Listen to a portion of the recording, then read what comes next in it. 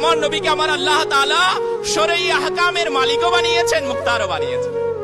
ইসলামী বেরা আরো তিনি যা ইচ্ছা আদেশ দিতে পারেন। কে?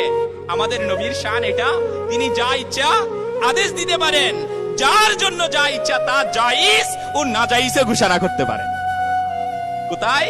22তম পারা সূরা আহজাবের 36 নম্বর আয়াতে আমার আল্লাহ তাবারক ওয়া তাআলা আযজা ওয়াজাল ইরশাদ ফরমান, কানজুল ঈমান থেকে অনুবাদ, আর না কোনো মুসলমান পুরুষ না কোনো মুসলমান নারীর জন্য শোভা পায় যে যখন আল্লাহ ও রাসূল কোনো নির্দেশ দেন তখন তাদের স্বীয় ব্যাপারে কোনো এখতিয়ার থাকবে, এবং যে কেউ নির্দেশ অমান্য করে আল্লাহ ও তার রাসূলের সে নিশ্চয়ই সুস্পষ্ট বিভ্রান্তিতে পথভ্রষ্ট রয়েছে।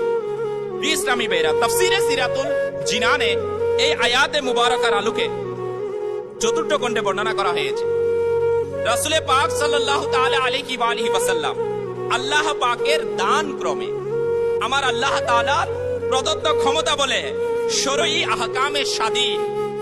আমার নবী আল্লাহ তাআলার দান ক্রমে শরঈ আহকামের ব্যাপারে স্বাধীন। হুজুর সাল্লাল্লাহু তাআলা আলাইহি ওয়া আলিহি ওয়াসাল্লাম যাকে যা ইচ্ছা আদেশ দিতে পারে।